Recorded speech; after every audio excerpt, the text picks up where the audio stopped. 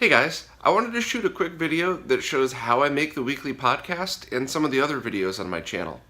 I've had a lot of great feedback lately from people helping me improve my camera setup, my microphone, and all that stuff. So I really wanted to show what it is that I'm doing now, and if you guys could figure out a better way to do it, I'm all ears, because I just really need it to be the best quality for the right budget, I guess.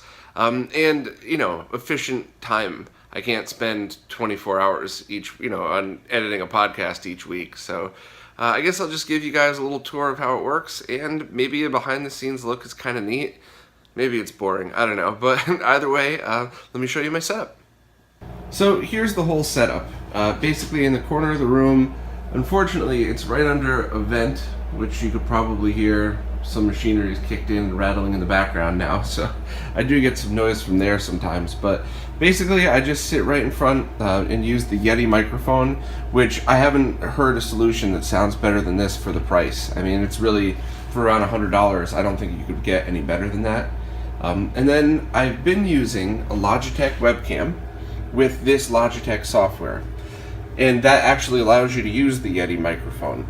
And the main thing about this, the main plus, is that you just hit record and then shoot a segment, and then as soon as you stop, I either delete it and do another take, or I could rename it right there, which makes organization of all these stuff great. Because while I do keep notes, I don't really write a script for the weekly podcast, just because it would take way too long. I just kind of wing it, and then if I need to do multiple takes, which I usually do, then I just delete and do it that way. But I found that it saves so much more time than trying to write a full script for everything. So the whole necessity here is that having it saved to the computer and then being able to just either delete or rename that file immediately saves a tremendous amount of time. So the downside of this though is because I sit kind of, this far away, the focal length of that webcam isn't perfect. I need to sit closer, but if I do, then my face will take up most of the screen and can't have the stuff next to it, so it's kind of a lose-lose. And that's why I tried to get into other camera sources. But the way I was doing it was using the HDMI output of all these cameras into I tried a few different capture cards. That's an Epiphan USB 3. And then I actually use OBS to record the actual video. And that's where I was getting problems like frame rate issues or audio video out of sync. And that's kind of where I'm stuck at the moment.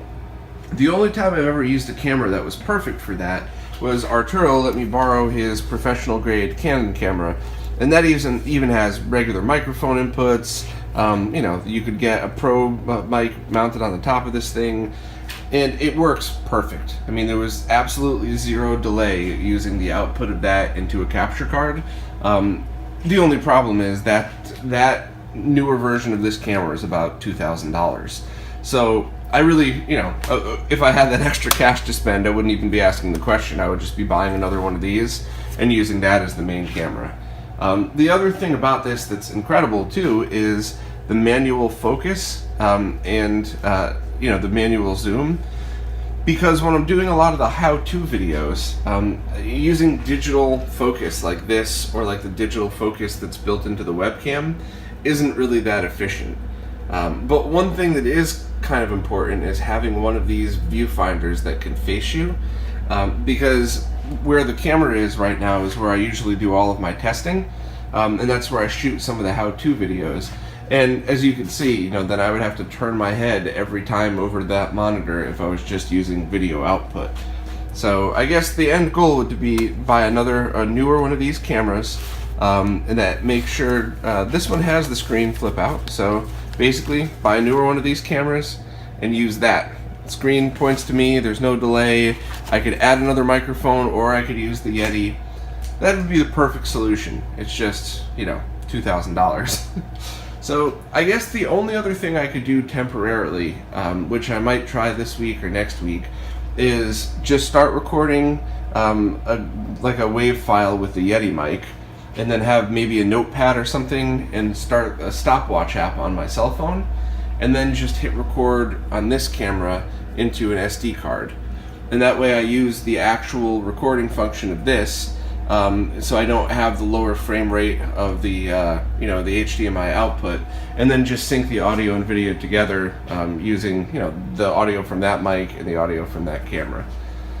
The only thing is, in post, even with a list, if I had a notepad or something, that's still going to be a ton of work to be able to sort all that stuff out and get the segments chopped up.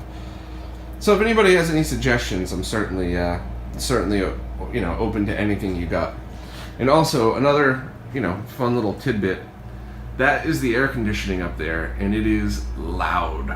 And what I usually end up doing is I come into the office and then I just kind of sit at the computer and go through my notes and see if I can get all the screenshots for everything, wait for the AC to cool the room off, and then just like now in this video, I actually turn the AC off, shoot a couple of segments, then when I can't take it anymore, I turn the AC back on. So if you actually see some of these segments on the weekly podcast, you'll see me like red-faced and getting out of breath and hurrying to the end of the segment. And that's usually because I can't take it anymore. I'm like, oh my god, I gotta finish and turn the AC back on. So yeah, the loud evil AC. Hopefully once the fall comes and it cools down, I won't need it as much. But I thought you guys would get a kick out of that. So that's pretty much everything, just a small behind the scenes look. I'd love any feedback you guys have, any suggestions on what to try, and for all the people that already were giving some amazing feedback, at least now you know why I can't, or why I haven't just gone out and bought a cheap $200 DSLR and used that. It's just because of the flip screen and the way I capture the outputs. So, the end goal would be to get a background with a full green screen so that I could actually have a more professional look as well as a professional camera. But those require a budget and space for a green screen setup. So, at the end of the day, I have to be as efficient as possible to get these segments out every week without missing. Because from start to finish, all the time it takes me to get all the information from the time I actually hit upload is a full day's worth of work. So anything I could do to make these things go quicker, and that would also make other videos come out quicker as well because I'd have more time to work on them. So anyway, there was just my little behind the scenes look, and as always, any suggestions, I'm all ears, and thanks very much for watching.